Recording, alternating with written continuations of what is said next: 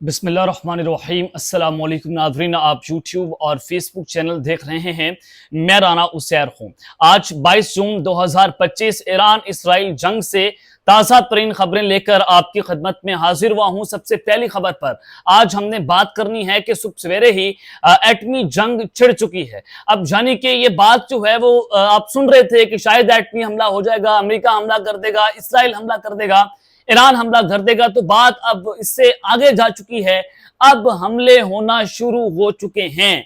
इंतहाई लर्ज़ाखेज खबरें क्या आ रही हैं, तमाम डिटेल्स वो आपके सामने रखूंगा। और अमेरिका की जो खुफिया तैयारे हैं जनाब, वो जो उसने तबाही मचा कर रखती है, न सिर्फ फिजाओं के अंदर बल्कि समंदरों में लड़ाई शुरू हो चुकी है। अब लड़ाई जो है वो चारों तरफ फैल गई है और अब ईरान ने और अमेरिका और इसराइल ने ईरान को चारों तरफ से घेर लिया है। इस हवाले से बड़ी अहम तरीन खबरें आ रही हैं और रात भर क्या होता रहा और अब ईरान की जो रिटेलिएशन है वो बड़ी इंपॉर्टेंट है कि ईरान क्या करेगा।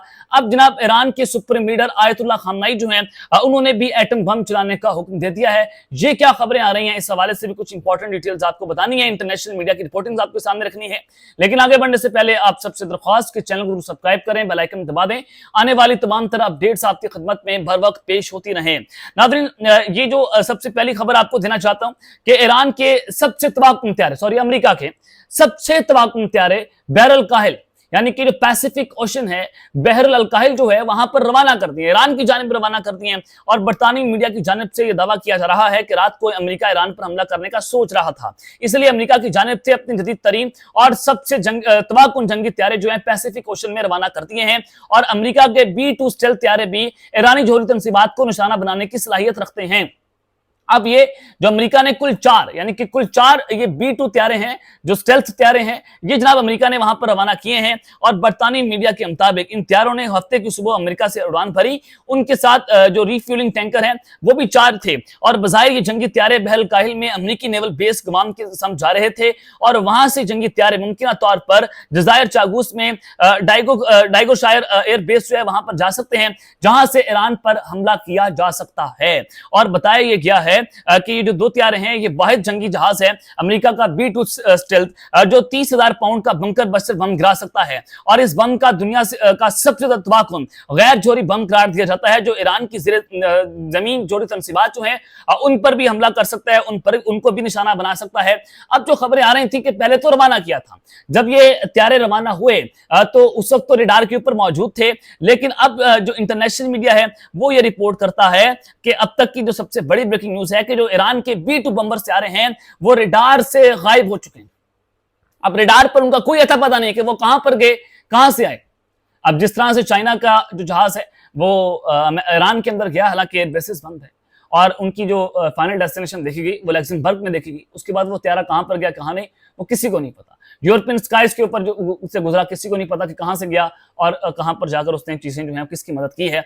उसी तरह से बिल्कुल जो अमेरिका का B-2 बॉम्बर स्टेल्थ त्यारा है वो भी इस वक्त रडार से गायब हो चुका है। और ये जो वाहिद त्यारा है जो जनाब जो है वो ईरान के ज़ेर ज़मीन जोहरी तंसीबात पर भी हमला कर सकता है और इसकी सलाहियत मौजूद है। तो लिहाजा ये इंतहाई खतरनाक तरीन चीजें जो है वो इस वक्त खत्ते में होती हुई डेवलपमेंट जो है वो नजर आ रही हैं। न सिर्फ जनाब ये चीजें, अब अमेरिकी खुफिया त्यारों ने किस तरह से जनाब तबाही मचाकर रखती है और ईरान पर जो हमला हुआ है, ईरान को चारों तरफ से जनाब घेर लिया गया है। देखें, एक तो उनके ये त्यारे जो इंतहाई खतरनाक हैं वो बहर काहिल के अंदर जो है वो रवाना किए गए। अब आप जरा एक और खबर जनाब सुन लें कि इसराइल ने जो टारगेट किया है, इसराइल ने ईरान की नेवल शिप्स के ऊपर और उनके कंटेनर्स के ऊपर जो है वो अटैक किया है। और ये बंदर अब्बास पोर्ट है जहां पर अटैक हुआ है, जहां पर कंटेनर्स जो ईरान की नेवल शिप्स हैं उनको जनाब इसराइल ने निशाना बनाया है। ये सारा कुछ क्यों हो रहा है? अब यानी कि लड़ाई जो है वो समुद्रों पर फैल गई है और ईरान अमेरिका की डेवलपमेंट देखें, ईरान इसराइल के हमले देखें, ये इस वजह से हो रहा है कि ईरान ने धमकी दी थी कि वो स्ट्रेट ऑफ हार्मुज जो है उसको बंद कर देंगे, दुनिया की तेल की सप्लाई जो है वहां से बंद हो गई और वहां पर जो फ्यूल शॉर्टेज पैदा हो जाएगी, दुनिया बुहरान का शिकार हो सकती है, दुनिया की मईशत तबाह हो सकती है। डेफिनेटली ये सारा कुछ तो होना था।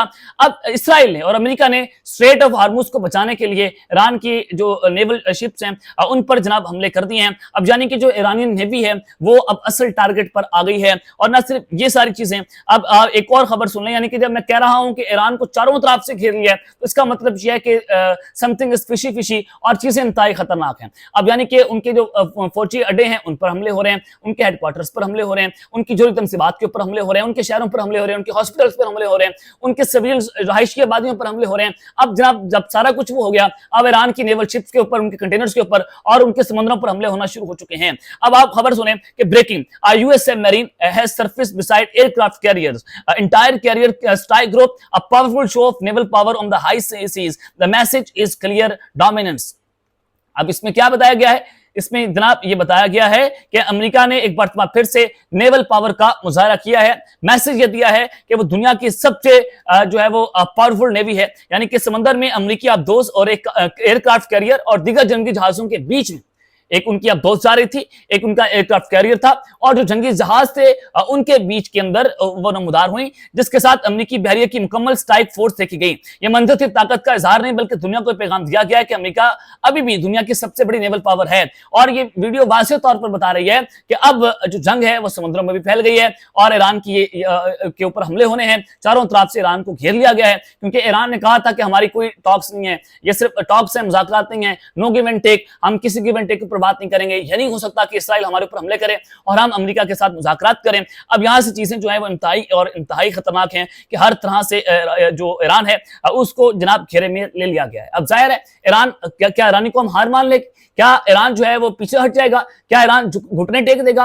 ये तो आयतुल्लाह खामनेई पहले कह गए थे कि हम हुसैन के मानने वाले हैं, एक और करबला हम वाक़या कर देंगे।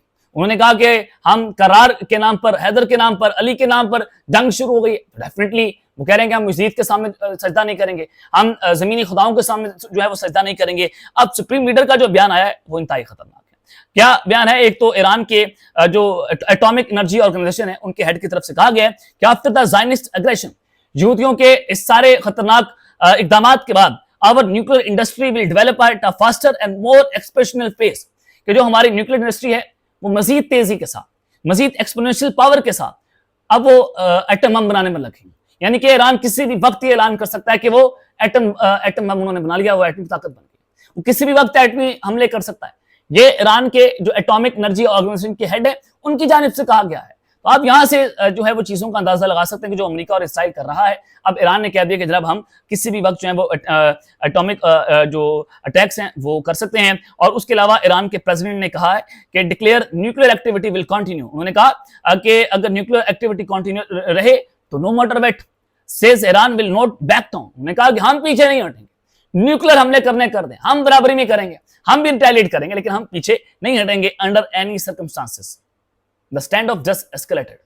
उसने कहा कि कोई भी सर्कमस्टांस बन जाए, आप न्यूक्लियर हमले करना चाहें, अभी अमेरिका अगर B-2 जो उनके स्टेल्थ हथियारे हैं जो वो आ गए हैं, जो रडार से भी गायब हो गए हैं, अगर वो जोरी तनसीबात पर ज़ेर ज़मीन जो उनका असल टारगेट है अमेरिका और इसराइल का, उस पर उसको भी उड़ा दें, ईरान ने कहा कोई मसले वाली बात नहीं। ईरान की तो जो नेवल उनकी बेसिस हैं वो भी ज़ेर ज़मीन बनी हुई हैं, जिसका अभी तक किसी को पता नहीं है। अभी ईरान के पास बहुत कुछ पड़ा हुआ है जो वो बताना नहीं चाह रहा। उन्होंने अभी उनकी तरफ से ये बयान भी आया है कि हमारे पास ऐसे मिसाइल्स मौजूद हैं जो अभी तक हमने नहीं चलाए, और अनडाउटेडली उन्होंने कहा कि हम बगैर किसी शक के उन मिसाइल्स को भी इसराइल के ऊपर दागेंगे, जिसके बाद दुनिया के अंदर खलबली मच जाएगी। तो ये जंग की ताज़ा तरीन सूरत हाल जो मैंने आपके सामने रखी है। अब तक के लिए इतना ही, अपना ख्याल रखिएगा और इस जंग लाजमी हल लाने के बाद पाकिस्तान जिंदाबाद।